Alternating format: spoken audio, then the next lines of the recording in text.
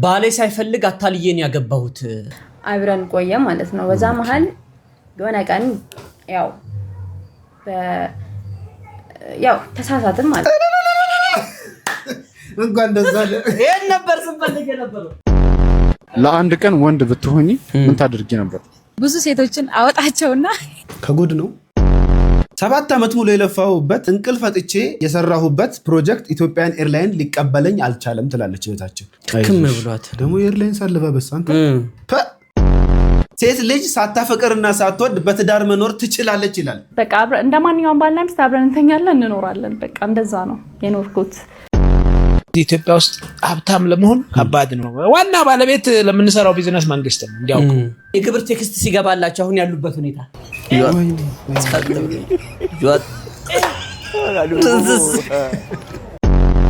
በፊንቴክ ኢንቨስትመንት ግሩፕ ጉዳይ ክስ ተመስርቶባቸው ተጠርጣሪ ሆነው ገብተው የነበሩት አርቲስቶች ምን ላይ ሰጥተዋል? በፍጹምና በፍጹም ይህን ምስኪን ህዝብ እኔም አንዱ ነኝ ላጭበረብር የምነሳ አልቦ ገበሬዋ አንገቷ ግማዴ ይወዳታል ሆዴ ሆዴ ጉዴ ደዳገሬ ሰው ነይ ሞደዳገሬ ሰው ናይከዳለ ሰላም ውድ የዩቲዩብ ቤተሰቦቻችን እንደምን አላችሁልን? አለን ተኳኩለን ከቪዲዮቻችን ጋር ጎን ለጎን አለን። ዛሬም እንደተለመደው ለእናንተ ያስተምራል፣ ይመክራል፣ ይዘክራል ምንለው ቪዲዮ ሰብሰብ አድርገን ከእናንተ ለእናንተ ይዘንላችሁ መተናል። ከቪዲዮች ጋር አብረናችሁ ምን ቆየው እኔ ግስላው እንዲሁም እኔ እንደማችሁ ተሙ ንጉሴ ከካሜራው በስተጀርባ ቅመሚት የለችም። ባሻ ነው ዛሬ ያለው ወየበል ባሽቲ እንግዲህ ተከስቷል። እኛን ሰፖርት ለማድረግ የምትፈልጉ ቤተሰቦቻችን የላይክ ምልክቷን በመጫን ለብዙሃን ቤተሰቦች እንዲደርስ እንድትተባበሩ ነው። በመቀጠል ደግሞ ሰብስክራይብ እና ሼር ብታደርጉልን ደስ ይለናል ማለት ነው። እንግዲህ ኢትዮጵያ ውስጥ የምትገኙ ውድ ቤተሰቦቻችን ያቺን ነገር ማብራታችሁ እንዳይረሳ። ኢትዮጵያ ውስጥ ምን ተሰማ፣ ምን ታየ፣ ምን ተወራ፣ ምን ተባለ የሚለው ሰብሰብ አድርገን ከእናንተ ለእናንተ ይዘንላችሁ መተናል። ላይክ እያደረጋችሁ መኮምኮም ነው ይላል። ቪዲዮ ላይክ እያደረጋችሁ ዳይ ወደ ቪዲዮ። ባሌ ሳይፈልግ አታልየን ያገባሁት ትላለች የዛሬው ባለ ታሪካችን። እስቲ ታሪኳን ሰምተን የራሳችንን ሐሳብ እንሰጥበታለን። በይነ ባሌን ሳይፈልግ እንዴት እንዳገባሁት ልንገራችሁ። እሺ ምግብ ቤት ሻይ ቡና ምናምን ነገር እሰራ ነበርና ከስተመሬ ነው ይመጣል። ሶስት ጓደኛሞች ናቸው። ለሶስት ነው የመጡት። ቁርስ፣ ምሳ፣ እራት ምናምን ነገር እኔ ጋር ነው። ቡናውንም ሻዩንም ምግቡንም እኔ ጋር ነው የሚመገቡት። እና የወር ደመወዝተኞች ስለሆኑ የቤት ኪራይ ሼር እያደረጉ ነው የሚከፍሉት። ቤቱ ውድ ነው እና በወር ደመወዛቸው ሲመጣ የቤት ኪራዩንም የኔን የምግብንም አንድ ላይ ስለሚሰጡኝ ቋሚ ከስተመሮቼ ልክ እንደ ቤተሰብ ሆነናል ማለት ነው። ከዕለታት አንድ ቀን አንደኛው የስራ እድገት ያገኘና ሌላ ቦታ ይገባል ማለት ነው። ከፍተኛ ሌላ ቦታ ይገባል።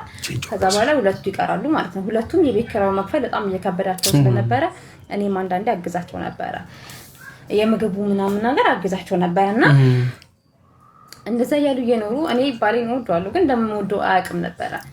ከዛ አንደኛውም እንደዛ የስራ እድገት ያገኘና ሀገር ይለቃል ማለት ነው። ከዛ አሁን ያገባሁት ባሌ ብቻውን ይቀራል ማለት ነው። እዛ ሰፈር የሚያውቁት እኔም ብቻ ስለነበረ ባሌ መቶ ለኔ አሁን ያገባሁት ባለቤቴ ብቻ ነበር የቀረው። እሱ መቶ የሚከራይ ቤት እንድፈልግለት ይነግረኛል ማለት ነው። ቤቱ የተከራዩበት ቤት ስለከበደው መክፈል ስለከበደው የሚከራይ ቤት አነስ ያለ የሚከራይ ቤት እንድፈልግለት ነገረኝ ማለት ነው። እኔ ምግብ ቤት ተከራይቼ ነው የምኖረው፣ መኖሪያ ቤትም ተከራይቼ ነው የምኖረውና አሁን ይሄ ልጅን በቤት ኪራይ ፈልጌ ሌላ ቦታ ካስገባሁት ከአይኔ መራቁ ነው፣ ላንገናኝ ነው። ምን ሀሳብ መጣልኝ? እኔ የምኖርበት መኖሪያ ቤት እንዲኖር ማለት ነው። ነገርኩት። የሚከራይ ቤት እስክታገኝ ድረስ እኔ እፈልግልሃለሁ፣ እስክታገኝ ድረስ እኔ ሳምንት ነው እዚህ ጋር የምቆየው። ከሳምንት በኋላ ከዚህ ለቅ ስለምችል ከዚህ ስራ ቦታዬም ለቃለሁ፣ ከመኖሪያ ቤቴም ስለምለቅ በሳምንት ውስጥ እኔ ከወጣ በኋላ ሌላ ሰው ከሚገባበት እኔ የምኖርበት መኖሪያ ቤቴ አንተ ተከራየው። ከዛ እኔ ከሳምንት በኋላ ሌላ ቦታ ሌላ ሰፈር። እሺ ሴት ልጅ አንተ ይሄ ነገር ከዚህ በላይ መቀጠል ያለበት አይመስልም። ምን ሆንክ? ይበቃል። ምንድነው ይበቃል? ልጆች አሉ እንደዚህ በቃ ቤተሰብ እንዴ ታሪክ እኮ ነው የምትናገር አንተ። ይሄን የታሪክ ነገር ነው። በቃ እሺ ላይክ አድርጉ። በቃ ያደርጋሉ። አድርጉለት እስቲ እባክህ። እሺ ቤቱን ተውሽለት። ቤት አግኝቻለሁ፣ እዛ ነው የምኖረው። ሴት ልጅ ብለናት እኔ ቤት እንዲገባ አደረኩት ማለት ነው። እሺ ብሎ ደስ ብሎ ተስማምቶ እቃውን ልብሱ ምናምን ይዞ መጥቶ እኔ የምኖርበት ቤት ገባ ማለት ነው። እኔ ቤት ለለቅ ምናምን አላሰብኩም። ስለምወደው ከእኔ እንዲርቅ ስለማልፈልግ በመላመድ ፍቅር ይመጣል አብረን ስንሆን ሊያፈቅረኝ ይችላል ብዬ ስላሰብኩኝ ብቻ ወደ ገደለው እኔ ቤት እንዲገባ አደረኩትና ከኔ ጋር መኖር ጀመረ ማለት ነው። እሺ ከዛ በኋላ ዛሬ ነገ ትሄዳለሽ ብሎ እየጠበቀኝ እኔ ደግሞ ዛሬ ነገ ይወደኛል ብዬ እያሰብኩኝ አብረን ቆየ ማለት ነው። በዛ መሀል የሆነ ቀን ያው ተሳሳትን ማለት ነው። እንኳን ደስ አለ። ይሄን ነበር ስንፈልግ የነበረው። ዋናው መጋባታችሁ ነው። ከዛ በፊት ስህተቱ ነው። ግን ተሳሳትን ትላለች እንዴ? እኔ እኮ አሁን አሳሳትኩት ነው እንጂ ማለት ያለብሽ የኛ ልልታ ደግሞ የኛ ልልታ እስቲ እኔ ቆይ እስቲ ቁጭ ልበል እስቲ መጀመሪያ እኮ የኛ ተሳሳትኩ አይደል እኮ የልብህን ነው ያደረሰችው እኮ አይደለም የኛ ልልታ ምን ይመስል ልክ አይደለማ። አሁን ሂደቱ እኮ ተተለል ይባላል። እኔ እኮ ተጋባን ያለች ነው መሰለኝ እኮ ብቻ እኮ ነው አበሻነት ባህሪ እየተጋባበለ ልልታ ያለ ፍቅር አሳሳተችው። በስነ ቀን ያው ተነካካን ተሳሳትን። ከዛ በኋላ ያው አረገዝኩለትና ልጅ ወለድኩኝ። አሁን ልጅ ተወልዶ ማርገዝለትም እሱ አይፈልግም ነበር። ዛሬ ነገ ትሄዳለች ያለ ነው ይሄ ነገር ተፈጠረው ማለት ነው። አንድ ቀን ይፈቀር ጉዱልቢ ምን ቀረ ታዲያ? ትሄዳለች እያጣጣመ ነው። ከዛሬ ነገ ትሄዳለች በክሊኒክ ወይስ ሆስፒታል መውለድ 9 ወር ሙሉ እብላ ከረገወለደች በኋላ ሰው ምን ነካቸው? አንቺ ትልቅ አይደለሽ እንዴ? እሺ እንዴ በፍቅር አይን ሳያየኝ ዛሬ ነገ እየተባለ እቺ ልጅ ተረገዘች ማለት ነው። እሺ ተረገዘች፣ ተወለደች እና ተረግዛም ስትወለድም የክርስትናም ሳስነሳም ድግስ ልደግስ አስቤ አንተ ጓደኞችን ጥራ እኔም ጓደኞችን እጠራለሁ፣ ቤተሰቦችን ጥራ፣ በዛም ቤተሰቦቻችን እንዲተዋወቁ ብዬ አስቤ ቤተሰቦችህን አምጣ፣ ቤተሰቦቼን ላምጣ፣ ጓደኞችን አምጣ፣ ጓደኞቼን ላምጣ፣ በዚች ልጅ ክርስትና የኔም ያንተን ቤተሰብ ይተዋወቅ ብዬ ስለው አገባሽኝ እንጂ አላገባውሽም አለኝ ትላለች ባለ ታሪካችን። ልጄም 1 አመት ሞላት። 1 አመቷንም ሳከብረላት እንግዶችን ወይ ጓደኞችን ጠራ ስል አገባሽኝ እንጂ አላገባውሽም፣ ያገባሽው አንቺ ነሽ፣ ወዳጅ ዘመዶችሽን መጥራት ያለብሽ አንቺ ነሽ። እኔ ስላላገባው ቤተሰቤንም ወዳጅ ዘመዴንም አላመጣም እየተባባልን ይኸው 3 አመት አብረን ቆየን። እግዚአብሔር ይስጥሽ አይደለም ጨርሰው ጉዱን ወለድኩ ደገምኩ ማለት ጾምሶና ነው እንጂ እንዲህ የተባባልን ከዛሬ ነገ እሷ 3 አመት እንግዲህ እንድትወጣለት እየጠበቀ ነው ከቤት እየተሳሳቱ ጨረሰች። ወይ አንቺ ልጅ የሆነ ነገር ኮሽ ባለ ቁጥር የሆነ ነገር በተፈጠረ ቁጥር አገባሽኝ እንጂ አላገባሁሽም፣ እኔ ባልሽ አይደለሁም ይለኛል። ሁሌ ልቤን ይሰብረኛል። እኔ እንደዛ ያለኝ እንኳን ስቲል በጣም ነው የምወደው፣ ላጣው አልፈልግም። ግን በእያንዳንዷ ደቂቃ በእያንዳንዷ ምንም ነገር ይፈጠር ምንም ነገር ልበለው አገባሽ እንጂ አላገባሽም ባልሽ አይደለሁም ይለኛል። ግን አብሮኝ ያለው እንደባልና ሚስት አብረን ነው የምንኖረው፣ ልጃችንን በሰላም እያሳደግን ነው። ግን ይለኛል እንደዛ እና በጣም ጨንቆኛል። እና የኢትዮጵያ ሕዝብ እስቲ በእናንተ ቦታ ብትሆን እኔ ይሄ ነገር በእናንተ ቦታ ቢሆን ምን ታደርጋላችሁ? በእኔ ቦታ ብትሆኑ ምን ታደርጋላችሁ? ትላለች ባለ ታሪካችን። ምን ትላላችሁ? እናንተ ብትሆኑ ምን ታደርጋላችሁ? ምን ተወስኑ ነበረ? እና ይሄን ታሪክ ደግሞ እኔ አንዳንድ የወንዶች የወገብ ቀማል የሆናችሁ ሴቶች አሉ፣ ማተፋቱ ከወደዳችሁ እንደዚህ ጥቅቅ ብላችሁ ማተፋቱ ወንዶች ምን ይላሉ መሰላችሁ? አይደለም ተለምነን አይደለም እኛ ተለምነን ጠይቀን እንኳን ቶሎ እሺ ስንባል አይመቸንም አይደላንም የሚሉት አይደለም። ጠይቃችሁ ግልጽነቴ ምናምን ብለሽ ወንድ ልጅን ሄደሽ የፍቅር ጥያቄ ጠይቀሽ ምናምን እጅሽ ሊያስገብትሽ መቼም አትከበሪ፣ መቼም አያከብርሽም። ጥፍግፍ ብለሽ ምናምን ወንድ ልጅን የእናት ልብ ያለው ያለ አንቺ እንዳትጎጂ ብሎ ከአንቺ ጋር የሚሆን ወንድ አለ። ሳይፈልግሽ አንቺ እንዳትጎጂ ሆኖ ከአንቺ ጋር ረጅም ጊዜ የሚቆይ ወንድ አለ። ተረጂውና ፍቺው ተፋቹ። ወንድ ልጅ ሲለመን አይወድም። ለምኑ ራሱ ቶሎ ማግኘት አይፈልግም።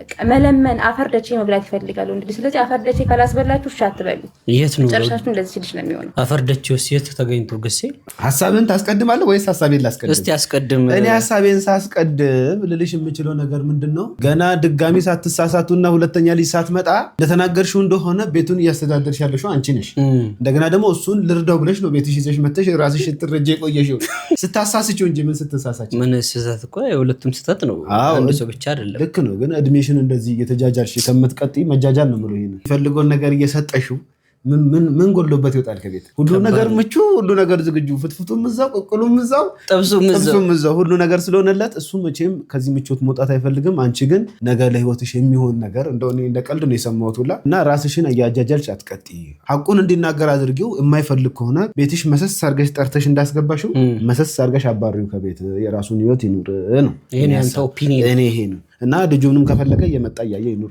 እሷ ቦታ ብትሆኑ እናንተ ምን ታደርጋላችሁ ወንዶችም ተሳተፉበት አነጋጋሪ የሆኑ የጎዳና ላይ ጥያቄዎች እንደቀጠሉ ናቸው ለአንድ ቀን ወንድ ብትሆኚ ምን ታደርጊ ነበር ብዙ ሴቶችን አወጣቸውና ወንዶች ለምን ብዙ ሴት ላይ እንትን እንደሚሉ ረዳቸው ነበር ከጉድ ነው እያሰብኩ ነበር ከጉድ ነው አዎ በለን ፖዚቲቭ እናስብ ይሻላል አዎ እንዴት ወንዶች ሴትን መንከባከብ እንዳለባቸው አሳያቸው ነበር በደንብ አድርጌ ማለት እንዴት ነው መንከባከብ አይችሉም ብዙ ጊዜ አይችሉም መንከባከብ ሴትን አያውቁበትም የዚህች እውነት ይመስላል አዎ አይ አያውቁበትም ሳይሆን አሉ ጥሩ ወንዶች አሉ ምን ነው መንከባከብ ማለት እኮ ወንድ ልጅ በደንብ አስቤዛ ካሟላ ራሱ እንደ አንድ እንክብካቤ አድርገው ሰደው አያ አንተ አታውቅበትም እሷ የምትለው የእሷ በሽታዋ ችግሯ ጎዳና ላይ ያስወጣት ጉዳይ አይደለም እንዴ ምንድነው ማድረግ የምትፈልገው ግን አሁን እሷ ወንዶች ብላ አጠቃላይ ጀነራላይዝ ያደረገችው ስንቱን ብትቀምሰው ነው ይሄ መስቀለና ጥያቄ ነው አቤት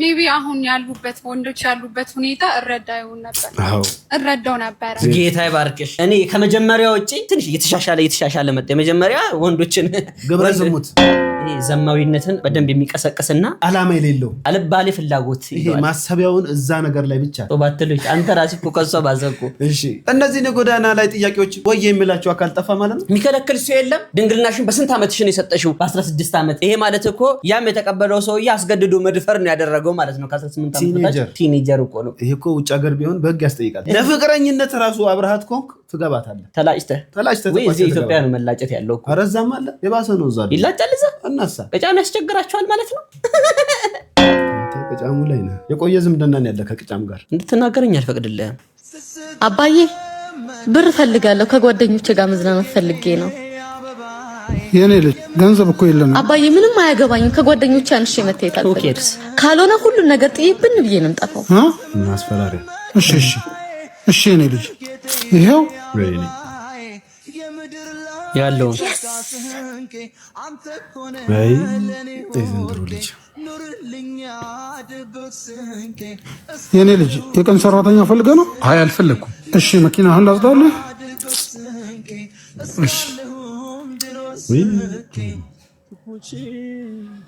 እሺ የኔ ልጅ ሴት ልጅ አለችኝ እሷን ለማሳደግና ከሰው እኩል ለማድረግ የማልሰራው ስራ የለም ባለቤቱትስ ቆየች ካረፈች ያደራ ልጅ ናት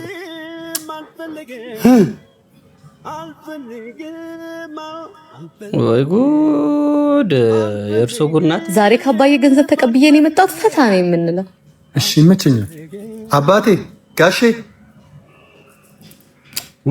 አቦ ፈጣሪ ያውቃል አባቴ በርታ ይበሉ ሁሉም ያልፋል አባዬ ይቅርታ አድርግልኝ አንቺን ካሳፈርኩሽ እኔ አንቺን ደስተኛ አድርጎ ለማኖር ነው አባዬ ነው ስትል በዚህ ልክ ዝቀርክ አቦ አዎ ከማንም እንድታንሽ አልፈልግም ማክሰስ አባዬ አንተ ማገዝ ካልቻልኩ ምን እንደጆ እወድሻለሁ ልጄ እኔ መስጉዴ ነው አንተ ይበቃ አሁን እኔ ተራ አባት ቢኒ ስራ ታገኝልኛል በሚገባ ናግባ አባዬ ንግቡ አንበስ ብዙዎቻችን እውነቱን ለመናገር ቤተሰቦቻችን የሚያሳልፉትን መከራ እንዴት እንደሚያሳድጉን ዘብነን ብለን ከተኛትንበት ይሄ የአይናራችንን ብቻ ፈንቀል አድርገን የምንበላው ምግብ አለ አይደለ? እሱ እንዴት እንደሚዘጋጅ እንደው ለአንድ ቀን እንኳን ቤተሰቦቻችንን ብናይ እንዴት እንደው መፈጠራችን እንደምንጠላ። ልክ ወላጆቻችን እኛን ሲወልዱ ለራሳቸው መኖር ትተው ለኛ ነው መኖር የሚጀምሩት ማለት ነው። ሌላ ጥርስ እኮ ነው ሌላ ጥርስ የሚኖሩት በራሱ ለኛ ሲሉ ነውና ብዙ ስቃይ ያዩልናል ለኛ ብሎና እንላዳቸው ባካችሁ። አሁን ላይ በጣም የኑሮ እንትኑ በጣም ልዩነት አለው። ይሄ ሚድል ክላስ የሚለው ቀርቷል። ከፍ ያለ ሀብታም ነው በጣም እታች ያለን ደሃ ነን ያለነው። የደሃ ልጅ ሆናችሁ አይፎን 16 17 ካልገዛችሁልን ብለን ቤተሰብ ባናስቸግር 17 18 ዓመት ከሞላችሁ ከቤት ወጣ ተቀበሉና ሞክሩት። ጉድ ነው ያየነው በቴሌቪዥን መስኮት ማይታዩ መስሏቸው እኮ ነው ለፊት እኛን ከፍተው እኛ ግን አየናቸው። እስቲ ጉዱን እንየው። ከሌሊቱ 5 ሰዓት ነው። አጋጣሚ ከእንቅልፌ ስነሳ አልጋችን እዚህ ጋር ነው፣ ቲቪ እዚህ ጋር ነው። ስነቃ ማለት ነው ታሙና ግሴ እንደዚህ አፍጥጣችሁ የቀራችሁት ምን ሆናችሁ ነው? አልጋ ፍልፊ እያየን ነው ሁሉ ነገር ልታደርጉት ነገር ያንተስ በሰላም ነው? ምን ሆናችሁ እንደዚህ አፍጥጣችሁ የቀራችሁት? እኔም ከእንቅልፌ ስነሳ ነው ያየኋችሁ ነው። አልጋችን እዚህ ጋር ነው፣ ቲቪ እዚህ ጋር ነው። ምንድነው እንደዚህ እኛን እያያችሁ ያላችሁት? አድርሱልኝ ቪዲዮ ለነሱ። ደርሶናል። ከሌሊቱ 5 ሰዓት እንግዲህ የሰው ልጅ ብዙ ነገር ያደርጋል። ለምሳሌ ጸሎት ይደረጋል። አሁን ሀገር ውጥንቅጧ እየጠፋ አይደለ እንዴ? ተግተው መጸለይ ያለ እየጸለያችሁ ነው ያየነው። አልጋ ላይ ደግሞ ምን እያደረግሽ ነው አንቺ? ደግሞ ይጎሻሻማሉ ታውቃለህ። ኧረ አልተነካኩም። አንተ አይተሃል እንዴ? እኔ ቀና ነው ያየሁት። ይቅርታ ግሴ አሁን ላግዛ አልችልም። ይቅርታ ጨዋታ እኮ ነው። አይ ምንም ጨዋታ የለም። አይ የራስህን ነገራቸው፣ እኔም የራሴን ነገራቸዋለሁ። እኔ ያየሁት ጸሎት ሲያደርጉ ስለ ቤታቸው የሚያሟሉትን ነገር ሲማከሩ ከባሏ ጋር ነው ያየሁት። ጎዳ ሲማከሩ አልጋ ላይ አው ጎዳና ላይ ስላሉ ልጆች እንዴት ነው መርዳት የምንችለው? ከችግር ላይ እንዴት ነው ልናወጣቸው? አይቀደም እኮ መጎሳሰም አልኩ እኮ አንተ እንዴት እናውጣቸው? ከጎዳና ላይ ጎዳና ላይ እንዴት 7 ዓመት ሙሉ የለፋሁበት እንቅልፍ አጥቼ የሰራሁበት ፕሮጀክት ኢትዮጵያን ኤርላይን ሊቀበለኝ አልቻለም ትላለች እህታችን። ለምንድን ነው የጣሉባት? ምን ማለት ነው? ኢትዮጵያን ንግድ ባንክ ሁሌም የሚተማመኑበት ባንክ። ጄቲቪ ኢትዮጵያ አንድ እርምጃ ወደፊት ቀዳሚ። ክም ብሏት ደግሞ ኤርላይንስ አለባበስ አንተ ግጥም ጀደ አይዞሽ ልቤ በጣም ነው የተሰበረው። አይዞሽ እስኪ መሰናበት በራስ የለም ማይ ፕሮጀክት። ይሄ ነው ፕሮጀክቱ። ይሄማ ፕሮጀክት አይደለም፣ ይሄ ፕሮጀክተር ነው። የሞት ፊልም ነው። በይኝ እንዴ ልትጨርሺን ልትፈጂን። ጥሩ ሀሳብ እኮ ነው ያሰበችው። ምንድነው ትርፍ መጫን? አሁን ለምሳሌ ቆሞ መሄድ አይቻልም አለ አውሮፕላን ላይ ትርፍ። አሁን ከላይ ዋናውን ይጭናል፣ ከታች ደግሞ ሌላ ሰዎች። ታዲያ አየር ላይ ትራፊክ የሚባል ነገር የሌለ መሰለህ እንዴ? አመዱ ተበጥሶ ብንወርቅ ወደታች። አየር ላይ ትራፊክ አይኖርማ አለ። ኤር ትራፊክ የሚባል ነገር ክብደት እንትን ማስ ኦብጀክት ታይምስ ኢኮኖሚ ክብደት ይችላል። እዛ ላይ ፕሮጀክቱን ትደግፉታላችሁ? በምን ትደግፉታላችሁ? ለምን ትደግፉታላችሁ? አሁን ሳያምረኝ ቀርቶ ሳልፈልግ ቀርቼ እችን ማራመድ ሳልፈልግ ቀርቼ ነው አይደለም። ያስደስተኛል ግን ሳልፈልግ ቀርቼ አይደለም ሱስ። ምክንያቱ አንድ ቀን እናቴ ብድግ ብላ ከመሬት ተነሳ ልጄ እንትን አማረኝ፣ ልጄ እንትን ያስፈልገኛል፣ እስኪ እባክህን አድርግልኝና የምትል ቀን ይመጣል። የዛኔ አንገትህን ዝቅ እውነት ነው የምታረግ ከሆነ ያኔ ነው በቃ ቀኑ የሚጨልምብህ። ብራዘር አንገትህን መስበር ወንድ ልጅ ሆነ ማለት ዛት ሷይ እዚህ ያለሁበት ምክንያት ዛት ሷይ ቱታ የለበስኩት ቱታ ምክንያት ያ ቀን እንዲመጣ አልፈልግም ብራዘር። ማርያምን ነው የምልህ እንጂ ዛፉ አይደለም እንዴ ምን አስጨነቀኝ? ገባ ግን ያቺ ሀዘን እንድትከሰትብኝ አልፈልግም። ይመቻችሁ። ምን አገባኝ የሚል ትውልድ እኮ መጥቷል። አሁን ቤተሰቤ በላ ጠጣ፣ ከዳ ወጣ አልወጣ፣ አስቤዛ ተሟላለት አልተሟላለት፣ ምን አገባኝ ህይወቴን ተፍታ እያልኩ አልኖርም። አሁን ደግሞ ተራቆ ማለት ነው። እናትና አባት ልጆቻችሁን ስትወልዱ ነገ አድጎ ይጦረኛል በልጅ ያልፍልኛል ብላችሁ ነው የምትወልዱንና የራሳችሁ ጉዳይ አፍንጫችሁን ላሱ የሚል ትውልድ እየመጣ ነው። ተራቆ እዛ ድረስ ሄዶ ማለት ነው። የተደረገለትን የሚረሳ ትውልድ አለቡክ አንተ ቴልሚዘት አይተሎብ ዘቡክ የከሰመ ትውልድ አለቡክ እና ትውልዱ እየከሰመ ነው። እንዲህ አይነት አስተሳሰብ ይኖረን፣ እንዲህ አይነት ቆንጆ አስተሳሰብ ይኖረን። ጊዜያዊ ደስታ ነው የሌለህን ነገር መፍጠር። አንድ ሚስጥር ላወጣ ነው ዛሬ። ወንድሜ ተሙ ልጅ አለው። ከወንድሜ ተሙ የዘር ሐረግ ተመዞ የተወለዱ ልጅ ደግሞ ትምህርት ቤት ገብቶ ነበረ። ምን ተባለ? እስቲ ቪዲዮን አይተን እንመለስ። እኔ ገርመኛል እኮ ልጅህን ማመንህ ራሱ በጣም ተአምር ነው። ያሟል እንዴ ልጅ። አሁን በቀደም ወላጅ ተብዬ ሄጄ ነበር። ብዙ ጊዜ የሚሄደው ለሽልማት ምናምን ነው። በቀደም ወላጅ ተብዬ ሄድኩኝ እና ማለት ደነገጥኩኝ። እኔ እንደዚህ ሄጄ ስለማላት ምንድነው አጥፍታል ሲል ነገረኝ። ለካ አስተማሪዋ እያስተማረች እሱ ተኝቷል እና የምታስተምረው ስለ ዘር ሐረግ ነው። ለምሳሌ ተማሪዎች የእናታችሁ እህት ምን ይባላል? አክስት ይላል። እሱ ተኝቷል። እንደኔ ቱጂቢ ነው እና ያንኮራፋል ክፍል ውስጥ አለ ተኝቷል። አሁንም ተማሪዎች እንግዲህ እስቲ የእናታችሁ ደግሞ ወንድም አጎት እያተባለ አጋጣሚ ነው ከፊት ነው የሚቀመጥ። ዝቅ ስል ተኝቷል። ቀሰቀሰ። ዘኪን እያስተማርኩ አንተ ትተኛለህ ስል አረ እያዳመጥኩሽ ነው አለ። ገገማ ነው። እኔ ሳስተምር እያዳመጥኩ ነው። አዎ ልጠይቀው ጠይቀኛል። እሺ ካያት ቀጥሎ ምንድነው ይባላል? የካባዱ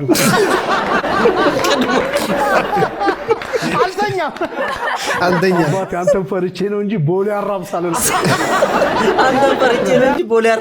ነበር።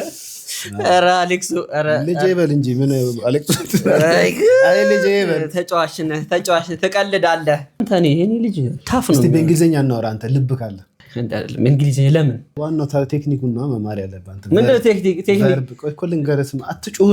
ቴክኒክ ዱላ አደረከው እንደ ቴክኒክ እና ታክቲክ የምትለው አገባቡን ነው። ለምሳሌ ቨርብ የሚባል ነርቭ ባይጥፋ ነርቭ ኧረ በእናትህ እሺ በለው። ቨርብ አለ፣ ፕሮናውንስ የሚባል አለ፣ አድጀክቲቭ ልትል ነው። ኦብጀክቲቭ የሚባል አለ። ልክ ነህ። አድጀክቲቭ ሰርድ ፐርሰን ሲንጉላር የሚባል አለ፣ ፕሉራል የሚባል አለ። ቴንክ ዩ እኔን ታውቃቸዋለህ።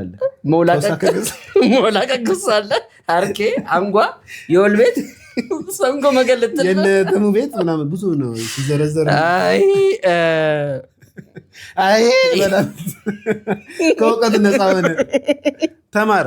ሴት ልጅ ሳታፈቅርና ሳትወድ በትዳር መኖር ትችላለች ይላል። ግን አንዳንዴ በቃ ዝም ብለህ ትኖራለህ። እሱን ሴንስ አላውቀውም። እኔ አሁን ሰው አፈቀርኩ ብሎ ስለ ፍቅር ሲያወራ ምናምን እሱን እንትን እኔ አላውቀውም። እግዚአብሔር በሚያውቀው የለም እኔ ጋር እሱ ነገር እንዴት ሆኖ እንደሆነ ባይገባኝም እሱ ነገር የለኝም። እና ሁሌም ስተኝ ከሱ ጋር ምናምን ማለት አይናፍቅሽም? ምንም በፍጹም ማለት በቃ ያያየው ቅጥል ለምትልበት ሰው የለም። በጣም ነው የምበሳጨው ደግሞ ይሄ እኮ በኋላ የመጣ ነው። ከመጀመሪያ ምንም የለንም። በቃ እንደማንኛውም ባልና ሚስት አብረን እንተኛለን፣ እንኖራለን። በቃ እንደዛ ነው የኖርኩት። እምወደው ልጆቼን ነው እና አባቴ የራሴን ቤተሰቦች ምናምን ይረዳኛል እኮ ይገባዋል። ስለሚገባውም ይመስለኛል ወይ ከሱ ሌላ መሄድ ይምሰለው ምናምን አላውቅም። እኔ ጋር በፍጹም እንደዚህ አይነት እንትኑ የለኝም። ይሄ ሌላ ሰው ጋር መሄድ ምናምን እንደዚህ አይነት ነገር የለም። እኔ ጋር ከሱ ጋርም ራሱ ለማደርገው ነገር ደስተኛ ሆኜ አይደለም። አንድን ሰው ሳይወዱ ማለት መኖር ይቻላል ትዳር ውስጥ ሆኖ? ሴት ልጅ በተለይ አዎ ትችላለች። እኔ ችያለሁ እንግዲህ ምክንያቱም ልጆቼን እያየሁ ነው የምኖረው። የሚያሳስረኝ ልጆቼ በሉ፣ ጠጡ፣ ለበሱ፣ ተማሩ ነው። የኔ ህይወት የተዘጋ ነው። እዛ ጋር ድሮ ነው የተዘጋ። ምን ቢያደርጋት ነው? እኔ በጣም የሚገርመኝ ነገር በጣም ከማይመቸኝ ሰው ጋር አይደለም መኖር፣ አንድ ማዕድ ላይ መቅረብ አልወድም። ከተጋባህ በኋላስ? ከተጋባህ ትላለህ እንዴ? ማዕድ ላይ ስልህ እኮ ተገናኝቶ አንድ ቀን ተገናኝተህ ማዕድ ላይ መቅረብ እያልኩ እኮ። መሀል ላይ መጣ ነገር ቢሆንስ? አሁን ለምሳሌ ልጅቷ ሲጋቡ ተፋቅሮ ይሆናል። መሀል ላይ የሆነ ሌላ መል አምጥቶባት ወይም ደግሞ ቺት አድርጎባት ምናምን ቢሆንስ? አውርተህ መፍታት ነው። መፋታትን ምርጫ እያደረግኩ አይደለም። አልጋ እየተጋራ ነው። አንድ ቤት ውስጥ ነው እየኖርክ ያለው። ልጆች አሉ። ዝም ብለህ ሳይጥምህ ይሄ ዝም የበድን ኑሮ ከመኖር እንዴ ዝም ብዬ አልኖርም። ሄዶ ፍቺ አሁን ለምሳሌ ለዚህ ለተናገረችው ሴትየው መጨረሻው ፍቺ ሊሆን ይችላል። ፍቺውንስ እንዴት ታደርጓለን? ፍቺ ህልም እንደፈቺው ነው። እኔ አልደግምም። ተረድና ምሳሌ አይደለም። አይ የኔን ኦፒኒየን ነው እየነገርኩ ያለሁት። that's my opinion። አንተ ግን ውሎህን በጣም ሌላ ቦታ አድርገሃል። አታንብብና እንግሊዘኛ ሲወራ በአዳም ልኮ ይምሰልህ። ዝም ብለህ በቃ እንዲያጎፍረ መኖር ነው አይደል? አለማወቅ ነው ወይ በለኝ።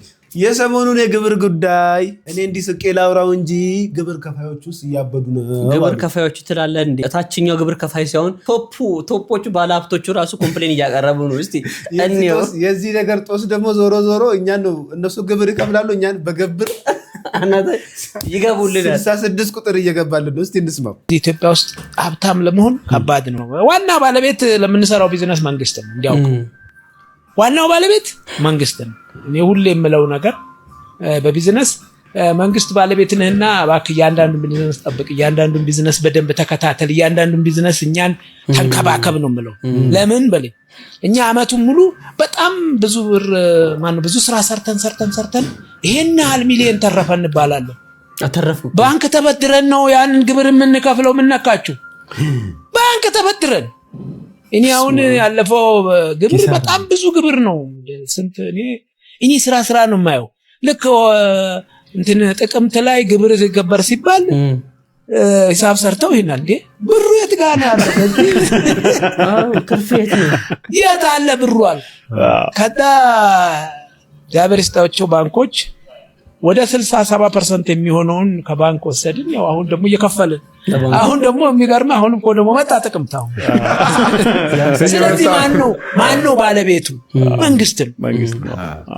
መንግስት አንደኛ በሚገበረው ግብር ባለቤት ነው። ሁለተኛ ህዝቦች ስራ እየሰሩ ነው።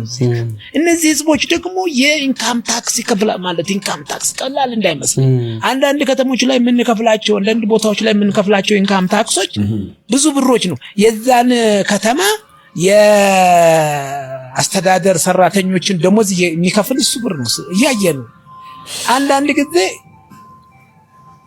እንትን ነው ይሄ ባለሀብት ነው።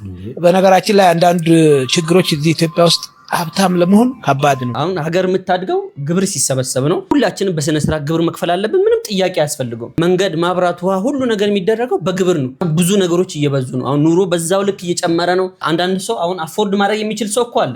በጣም ችግር ውስጥ ያለ ሰው አለ። ትክክለኛ ሀሳብ ነው ያነሳው ወንድሜ ተሙ። እና መንግስት ኪስ ማለት ህዝቡ ነው። ይሄ ግልጽ የሆነ አማርኛ ነው። ነገር ግን አሁን ለምሳሌ አባይ ገደብልን ያልነው እኮ አባይ ተገድቦ አንድም የውጭ ምንዛሬ እንዲያመጣልን፣ ሁለተኛ ደግሞ ለኛም ቢሆን ወጪ እንዲቀንስልን ነው። እንግዲህ የማብራት ወጪ በፊት ሙሉ አብረተን 8 እና 10 ብር ምናምን ነበር የምንከፍለው። አሁን በእኛ አቅም እንኳን እዚህ ባለው ደረጃ አሁን ያለነው 2018 ዓመተ ምህረት ነው።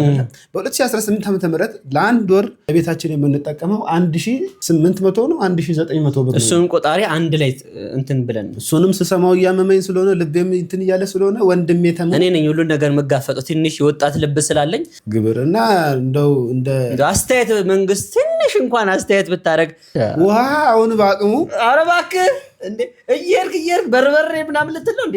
የ10 ሳንቲ ፌስታል እንደው ባቅሙ የ10 ሳንቲ ፌስታል የግብር ቴክስት ሲገባላችሁ አሁን ያሉበት ሁኔታ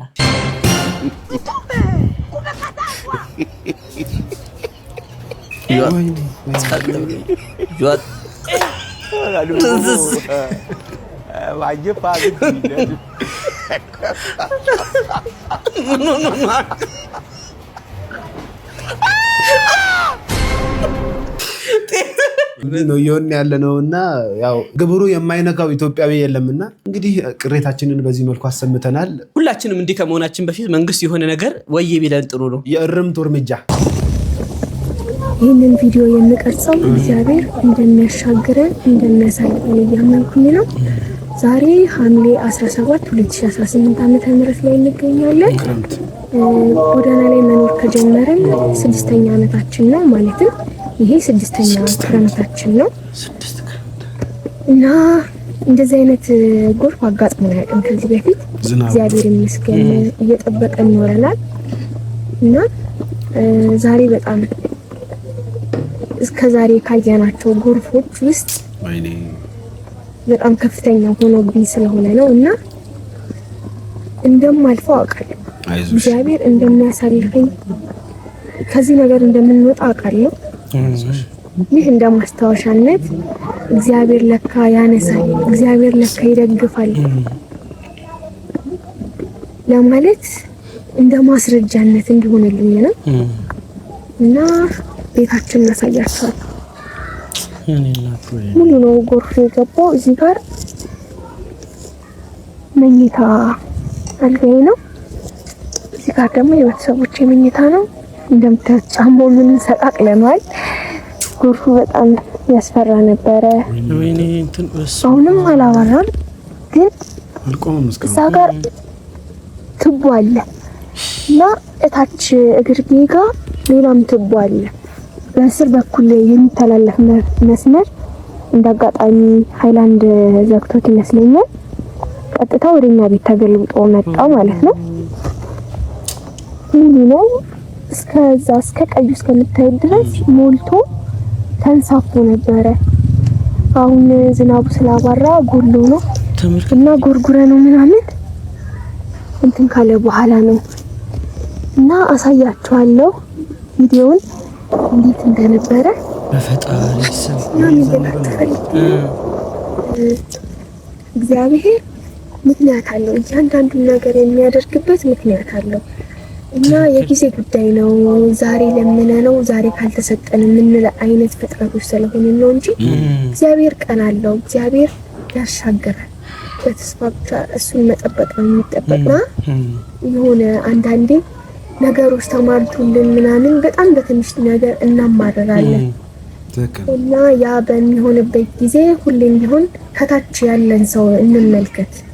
ለምሳሌ እኔ አመሰግነዋለሁ፣ እግዚአብሔርን አመሰግነዋለሁ። ቢያንስ የምለብሰው ልብስ አለ። መንገድ ላይ ብኖርም የምለብሰው ጨርቅ አለኝ፣ ብርድ ልብስ አለኝ። ቢያንስ የሆነ ብርዱን የምከላከልበት የሆነ ነገር አለ። ከኔ በታች ደግሞ ያሉ አሉ፣ በሸራ እንኳን ያልተከለሉ ልብስ የሌላቸው እና እነዛን ስታዩ እግዚአብሔር ምን ያክል የየልካችን እንደሰጠን እንረዳለን። ትክክል እና መለላችሁ ፈልጌ ነው ለሰው ሁሉ ከሆነው ፈተና ይልቅ ለኛ የበለጠ ፈተና ተብሎ የተዘጋጀ ነገር የለም። እኛ እዚህ ጋር የምንቀበለውን ፈተና የሆነ ሰው ከዚህ በፊት ተቀብሎታል ወይም እየተቀበለው ነው ወይም ደግሞ ከዚህ በኋላ ይቀበለዋል። ስለዚህ እግዚአብሔር የታመነ ነው፣ እንድትፈተኑ አይፈቅድም። ፈተናም ቢኖር እንድትፈተኑ ቢፈለግ እንኳን ከፈተናው ጋር መውጫውን የሚያዘጋጅልን አምላክ አለን። ተስፋ አትቁረጡ ለማለት ነው። አመሰግናለሁ።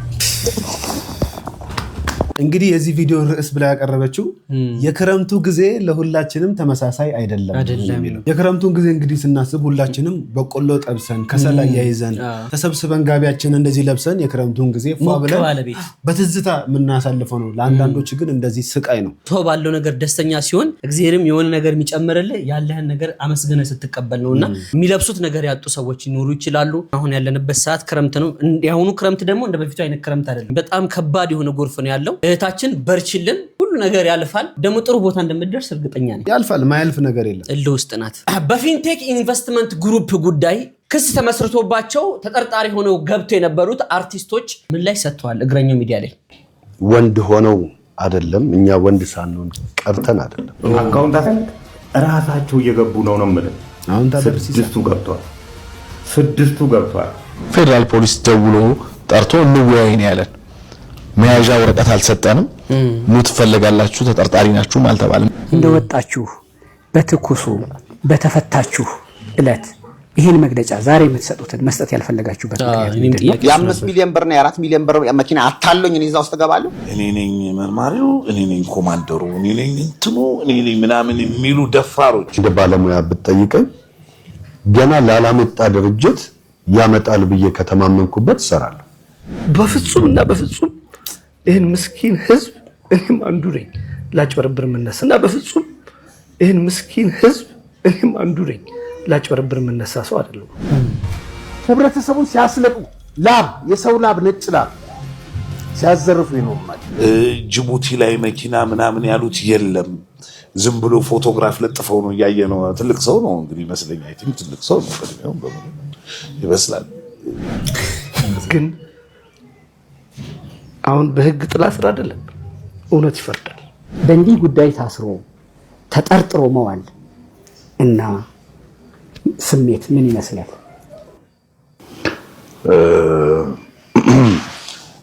በጣም ከባድ ነው የምልህ። እንደዚህ አይነት ነገር ስታየው እኔ አሁን ይሄንን እያየሁት እንትን እየሆንኩ ነበረ ማለት ያበሳጭሃል። ገባህ? እንደዚህ አይነት ነገር ስታይ እና እነዚሁ ሰዎች ናቸው ይሄንንም ጉዳይ እዚህ እንዲደርስ ያደረጉት። ከዛ በፊትም ነበሩ፣ እኛ ከመግባታችንም በፊት ነበሩ፣ ከገባንም በኋላ እንዳሉ ሰምተናል። እንደገና ከወጣንም በኋላ አልፎ አልፎ ጠጋባ የሚሉ አሉ እና ስሜቱን ከጠየቀኝ እንትን ያደርጋል፣ በጣም ይረብሻል፣ ያበሳጫል። ከዛ ውጭ ደግሞ አንዳንድ ነገሮቹ ደግሞ ያስተዛዝባል፣ ብዙ ነገር ያስተዛዝባል። ይሄ እጅ ላይ ካቴና ምናምን የሚባለው እሱ የህጉ አካሄድ ነው። አንድ ሰው ወደ ፍርድ ቤት ሲሄድ ካቴና ተደርጎለት ይሄዳል። መቼም ብራስሌት ሊደረግለት አይችልም። ስለዚህ እሱ ብዙ አይደለም፣ የሚያስገርም ነገር አይደለም። ምክንያቱም መቅረብ የሚገባው በዛ ልክ ስለሆነ ጥፋት፣ ያውም ደግሞ እንደዚህ አይነት ሰዎች ከዚህ በፊት በዚህ ደረጃ ላይ ስማቸው ተነስቶ የማያውቅን ሰዎች በዚህ ልክ እንትን የማለቱ ጉዳይ ትንሽ ይከብዳል እና ጉዳዩ በህግ ጥላ ስር ያለ ነገር ነው። መጨረሻው እንግዲህ ባወቅነው ሰዓት እዚሁ ሶሻል ሚዲያ ላይ መተን ለእናንተው የምንነግራችሁ ይሆናል ማለት ነው። ከጉዳዩ ጋር ተያይዞ እስካሁን ድረስ ያልተፈታው መንሱር ጀማል ነው። ቲክቶከሩ ቢዝነስማኑ መንሱር ጀማል ነው። በእርግጠኝነት ማምንበት ነገር ምንድነው፣ ህብረተሰቡ መፍትሄ ያገኛል ብዬ አስባለሁ። እውነት ደግሞ ተደብቃ አትቀርም። ምንም ያክል ትመነምናለች እንጂ አትበጠስም። አዎ። እናም በዚህ ጉዳይ ህብረተሰባችን ፍትሁን የሚያገኝ ይሆናል ማለት ነው። ቤተሰቦቻችን አብራችሁን ስለነበራችሁ ምን ነው ተቆጣኩ ቪዲዮ አለቀ ብዬ ነው እኮ። አሁን በስነ ስርዓት አትቆጣ። እሺ አንተ በሎሽ። ዛሬ አብራችሁን ስለነበራችሁ ከልብ እናመሰግናለን። ነገም አብራችሁ እንደምትሆኑ ባለሙሉ ተስፋ ነን። የሚበራውን ነገር ማብራታችሁን እንዳትረሱ። ሰብስክራይብ በተኗን መጫናችሁን እንዳትረሱ። ለምን ካላችሁ ኦልሞስት 30,000 ሰብስክራይብ አልፈናል። 100,000 ገብተን እዛች ከፕሌ በተኗን እናስቀምጣለን። የዛሬ ዘዋሪያችን ፊት ለፊት ላይ ባሻ ይሉታል፣ የኮምቦልቻው ንጉስ። ሰሞኑን እንግዲህ ወደ ሶሻል ሚዲያ ብቅ ማለቱ አይቀርም በእኔና በወንድሜ ተሙ አጋዥነት ማለት ነው። ከዚህ ስራ ጀርባ ሆኖ ከዚህ በኋላ በኤዲቲንጉም እኔን የሚያግዘኝ ይሆናል። ጌታ የጀርባ ቅማል አይደለም፣ የጀርባ አጥንት እኮ የጀርባ አጥንት ይቅርታ፣ ይሄ ጤና ይቅርታ አጥንት ለማለት ፈልጌ ነው። አንተ ይመታል፣ ሲጀመር ግዙፍ ነው ይመታል። ከልብ እናመሰግናለን፣ እንወዳችኋለንም። ቸር ሰንብቱልን።